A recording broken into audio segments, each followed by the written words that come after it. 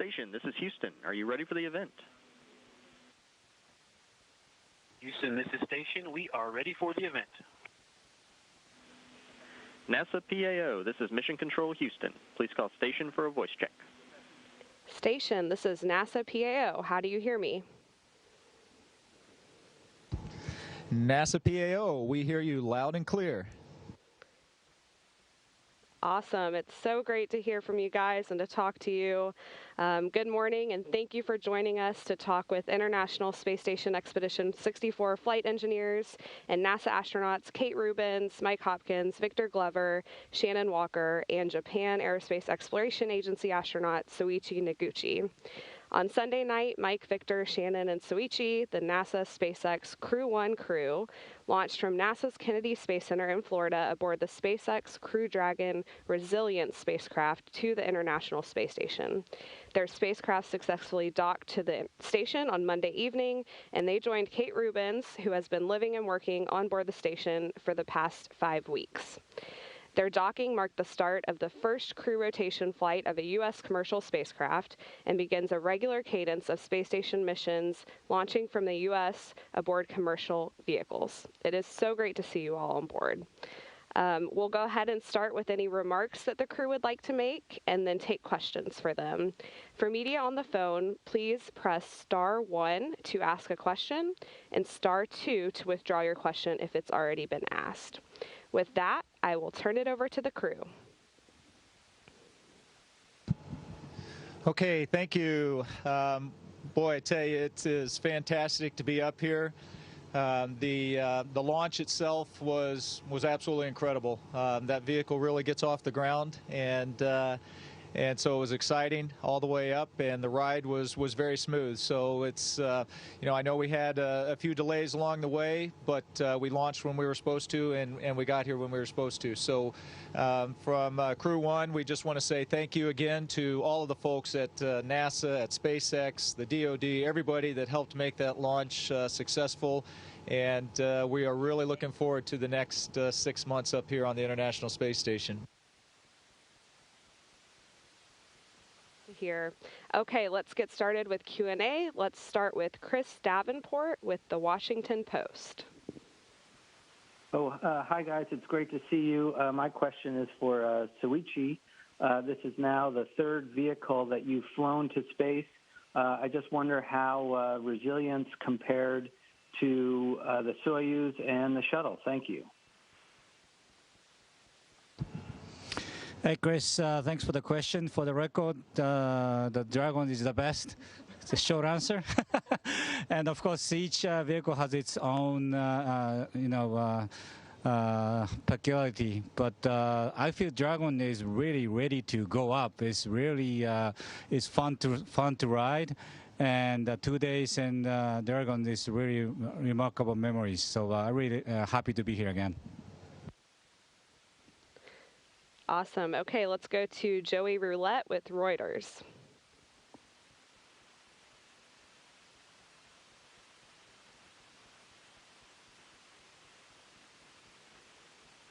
Okay, we'll come back to Joey. How about Russell Pounds with Pacific Rim Media? Good morning, folks. Great to see you. This is Russell. I'm calling from Alaska today. And a question for Shannon or maybe Victor. I understand you've taken quite a few science experiments up to the station along with the many already in progress. Which experiments do you think might be most surprising or meaningful to those of us back on Earth? You know, that is a very good question, and I'm not sure I have an answer for you at this time. We really haven't gotten into the experiments. We're still sort of getting organized, and so I may have to wait a few weeks before I answer that because I'm honestly not sure what we've got going in the next few months. Okay, let's go to David Curley with Discovery Channel. Hey guys, thanks for doing this.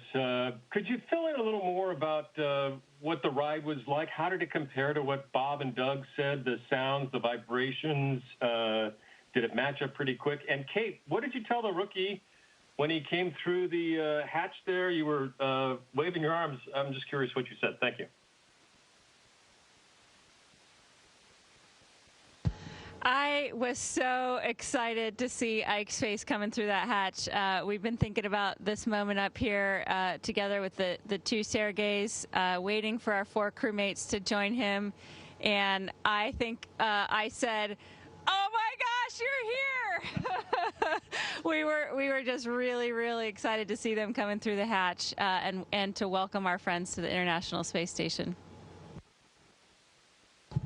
Yeah, and in terms of the launch itself, you know, I mentioned at the beginning it was an exciting ride, and that really doesn't do it justice, to be honest. Bob and Doug described it pretty well, but it just, when you're sitting there on the rocket as it's going through the fueling process, you know, there's noises and vibrations, and it, in many sense, you can tell it wants to get off the ground. And particularly in those last 2-3 minutes as the final fueling's happening and the strong batch retracted and things of that nature, it's definitely ready to go. And it leaped off the pad. It was amazing. And right after we, about 40 seconds into the flight, you throttle back a little bit, and you definitely noticed that. But then when it was time to get going again, it really picked up, and yeah, and it was really moving. Staging is always pretty exciting, I think, on any rocket, and this one is no different. There was when the first stage shuts off and separates, and then that second stage kicks in. You definitely know that as well, and then this just slow, steady build-up in G's all the way up into orbit. But I tell you, we were all very excited. When we passed the 100-kilometer point, we all said, "Welcome to space" to Ike, because that's certainly a big moment. And I think it's probably worthwhile to hear what Ike thought of his first ride to space as well. Yeah, it's a great question, and the short answer is it was awesome. I could sit here and tell you for the entire duration of this conference how great the ride was, but the staging was dynamic. The G's on the second stage is much closer to our spacecraft, so you felt it. It was much more up close and personal, but we accelerated for several minutes, and so the G just slowly built in. You definitely felt it. And then when that engine cut off and we were in orbit, I mean, it's surreal. I've seen tons of pictures, but you know, when I first looked out the window at the Earth, it's hard to describe. There are no words. There are no words to describe it. It was an amazing, once-in-a-lifetime feeling. All right. The next question will be from Marcia Dunn for Associated Press. Yes, Victor, I have a question for you, if you don't mind. What was your biggest surprise about the launch, and having flown 3,000 hours and more than 40 aircraft, how hard was it to be hands-off the whole time? Thank you. Thank you. Interesting. That's a great question, Marcia, and how you doing? So, you know, when I first started training for this 30 months or so ago, that was a big deal to me. I will tell you, on the 15th or Greenwich Mean Time on the 16th, it wasn't an issue at all. The rocket, the Falcon 9 performed superbly the way it was supposed to. Dragon performed superb. We had some things to work through, but we worked through it as a crew. And I tell you what, the thing that surprised me the most, and it's interesting you referenced, you know, having 3,000 hours and some combat time flying high-performance jets. The G was not the highest G I've ever felt, but it was for probably the longest duration. And so that was a surprise. In a fighter, you can't hold, you know, 4 Gs for several minutes, and not most aircraft. And so that was a surprise. And again, once those the second stage cut off and you're floating, again, I've been able to feel that for a few seconds, but to have that for an extended period was just truly amazing. Okay, let's go to Jeff Wynn with CBS Los Angeles. Good morning, Victor. Thank you for doing this. I hope you can take a question from me. You know, I'm from your hometown. Earlier in the week, I got to speak to your college wrestling coach, Coach Cal, and your department director at Cal Poly, Dr. Walsh. And both of them said that they literally cried when they watched the launch. And you going up was like having them on your back. What's it like for you to hear, you know, your college instructors speak of you with that much pride? And, you know, what are you hoping to share with kids, you know, from this mission? Because I know that that's something that's very important to you as a girl dad. Wow, thank you for that great question. You know, a girl dad, a dad period. I hope that this inspires people to literally and figuratively look up.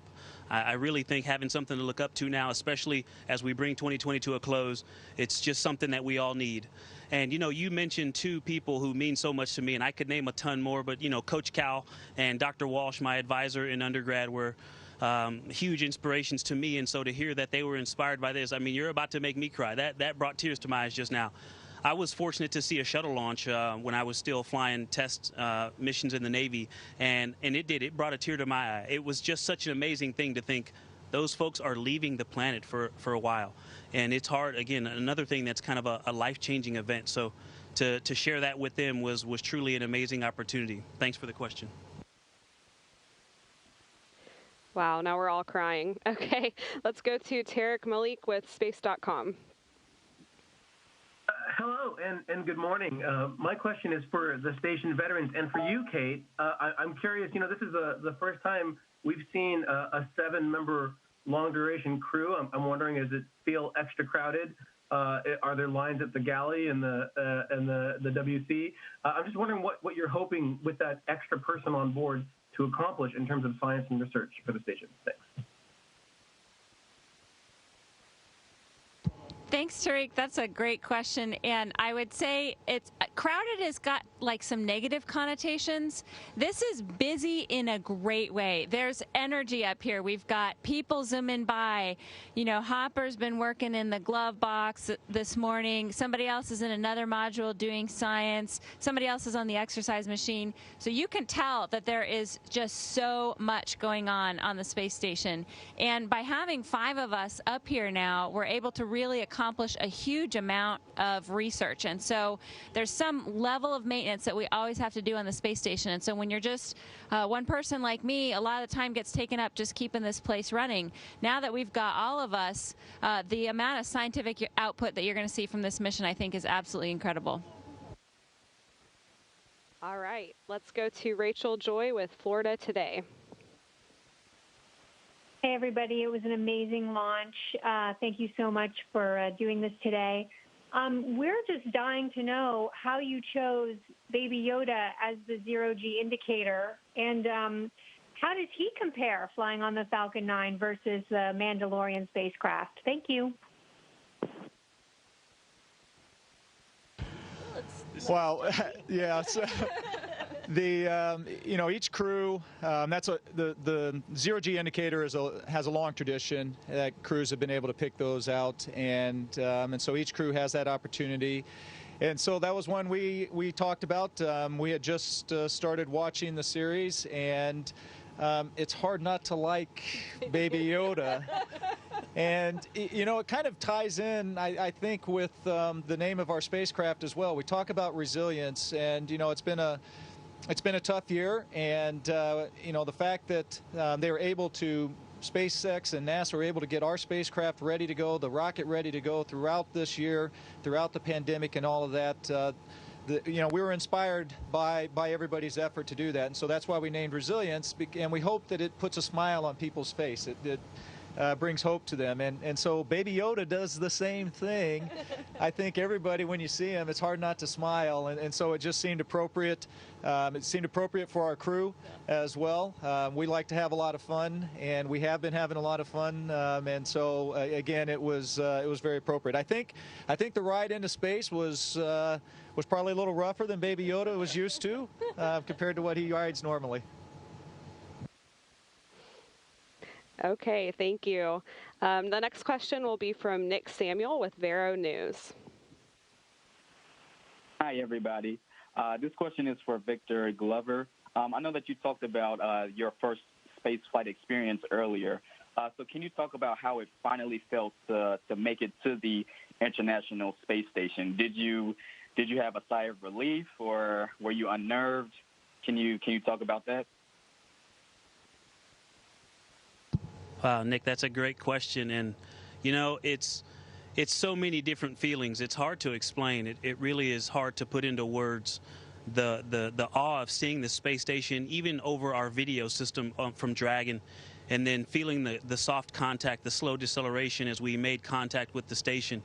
and then making full contact and pressurizing, opening the hatch, seeing Kate, all of these emotions. I mean, the happiness, the relief, but then knowing that we've got work to do and wanting to contribute. And also getting used to space. You know, I was very slow. My brain is constantly trying to figure out where up is. And I don't know if it's because I'm a new guy. They made me sleep in the ceiling. So every time I pop my head out, the entire space station is upside down. So I just stay upside down as much as possible. But that I think requires extra processing. And so everything else takes me so much longer. And so I'm trying to push through that and get work done. But it is an interesting challenge that I actually find slightly amusing. So it's been a whole bunch of emotions, and honestly, I'm still processing it. I've been writing little notes to myself and things in my journal, and hopefully I'll look back on it and be able to give you a better, more concise answer. But it is so many different feelings, but excitement is definitely one of them. That's fantastic. Okay, let's go to Mark Carreau with Aviation Week and Space Technology. Good morning, and thank you. I want to follow up on a question to Kate earlier, and my question is for Mike and Shannon. What do you see having 5 people in the U.S. segment now? What is your sense of the environment and the future of having that many people aboard to do all the maintenance and research?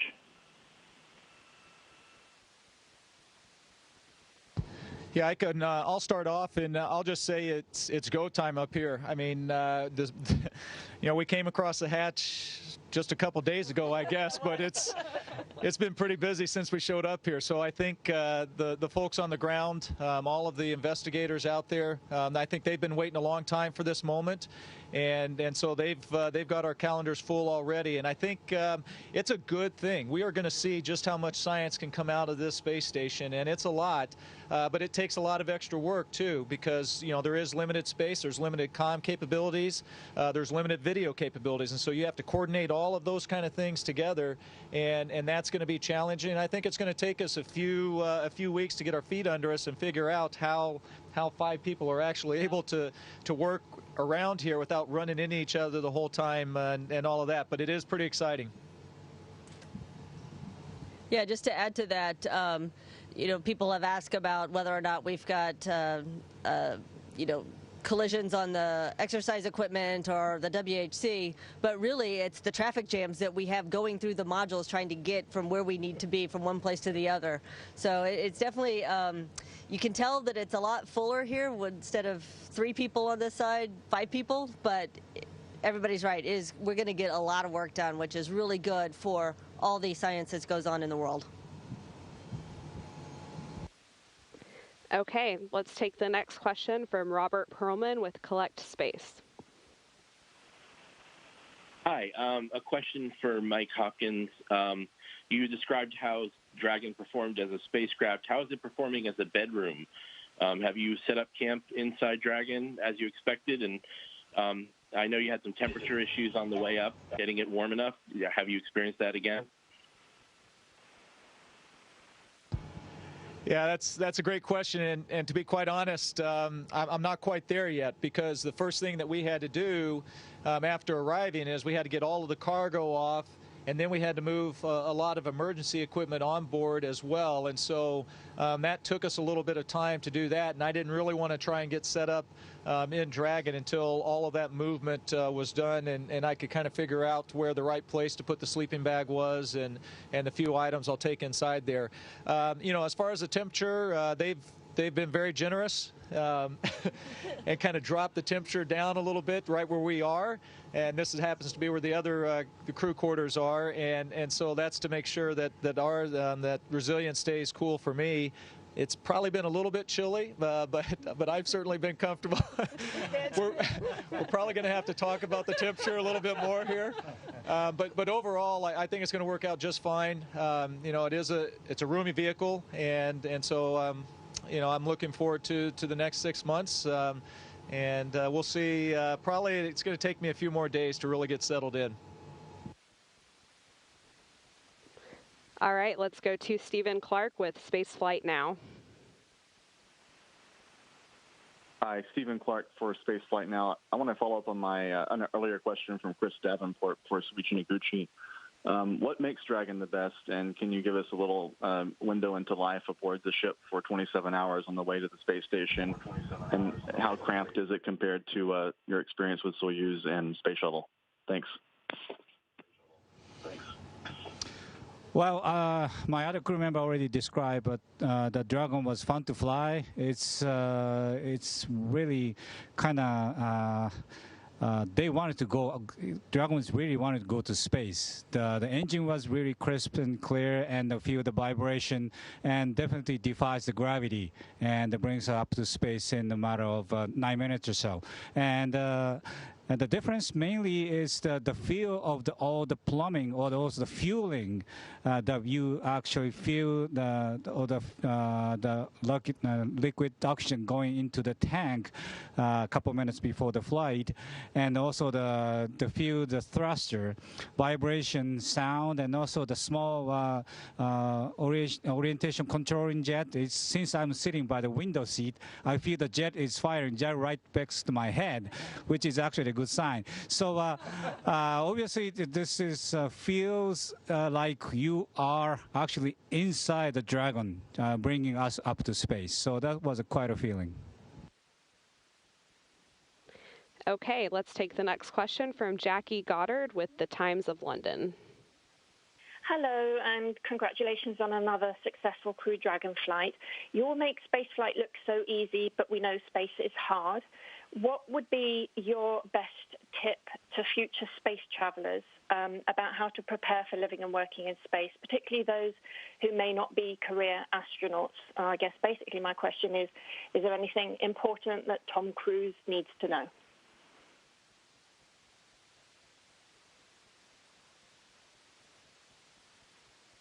I think if people are going to come to space and not be career astronauts, I think the biggest tip you could have is to be organized. Because if you're not organized, you're going to lose your stuff in no time flat, and that will make life really hard. So you've got to be well organized to be in space.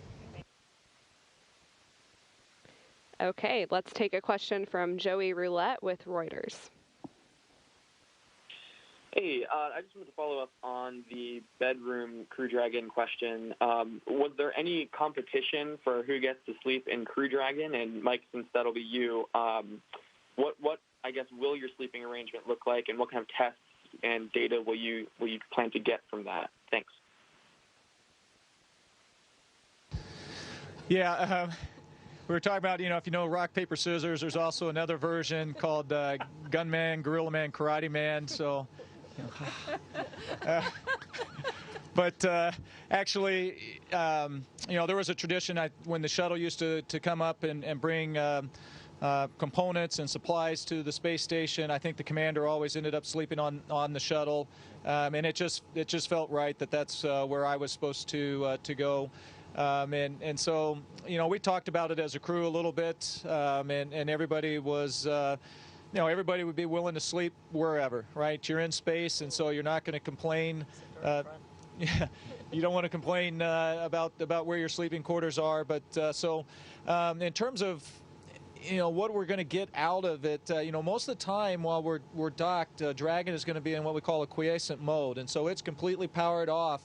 And so really, I think one of the things that I'm becoming more conscious about as I'm spending more and more time in there is I don't want to do anything to damage anything as I'm going in and out. And so for 160 or plus days, 200 days, whatever it is that we're up here, and I'm using that as my bedroom, it's also what's going to get us home. And so I want to make sure I don't do anything to compromise that while I'm sleeping in there. So I will probably spend a lot more time outside the crew quarters than if I had, or outside Dragon, than if I had one of the crew quarters that are in here. So I think that is an important piece of it that I don't ever want to forget. Okay, let's take a question again from David Curley with Discovery Channel. One more item on that, Mike. Are you looking for them to send up some more quarters? I've heard them called, if they're attached to the floor or the ceiling, coffins as you float over them. They kind of look like coffins, phone booths on them. And Soichi, could you talk about what your flight and John Young mean to you? You've accomplished what your hero, your mentor, did. Okay, I guess I'll start. Yes, there is a plan to have another crew quarters on board. It's called actually CASA, and so it didn't make it here in time. There is a possibility that it might show up midway through the expedition, and so if that is the case, then I will be moving out of Resilience and into that crew quarter. And as I mentioned earlier, I think that's a good thing because I think we want to just make sure we always keep our return vehicles in pristine condition. And so anyway, there is a plan, just not sure when it's going to actually make it up here for that other crew quarters. Yeah, again, I'm very humbled and honored to fly 3 vehicles after Mr. John Young and also Rory Shearer. But the good thing is many more is ready to follow. Actually, in 5 months from now, the Crew 2, they have another 2 more astronauts who will fly the 3rd kind of space vehicle. And the race just began for who's going to be the first one to fly 4 different ones. So watch out for that. All right, let's take another question from Jeff Wynn with CBS Los Angeles. Hey, Victor. Thanks for doing this. One more question for you. You know, in recent days, you've talked about social justice, and you talked about the need for kids to go into science. As you are circling the Earth every 90 minutes, what has that done to your resolve in terms of social justice and the debate over extreme climate here on Earth?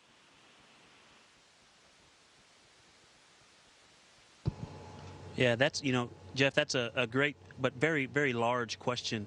I'll say this, if anything, it's strengthened my resolve in all of those areas because I believe that, what I've said and what I've tried to work for is just what's right, to be honest and upfront with people, and then to work for what's right. And I think that doing the right thing is always in order. So, looking at the planet from this perspective, actually, I went almost a full day up here before I went and looked out the cupola in the daytime to see the Earth and in these beautiful land masses and oceans without lines or words drawn on them, and also to look out at Dragon. It's beautiful, but it just heightens an awareness that the planet needs protection, that human life needs protection, and we are the ones who have to protect it. All right. I think we could talk with you all day, but unfortunately, that's all the time we have for questions. Thank you so much for your time and for your answers today. It was really great to talk with you. We will continue to keep up with your mission online at nasa.gov/station and by following the station and NASA sites on social media. Thanks for joining, everyone. Thank you, everyone. Station, this is Houston ACR. That concludes our event.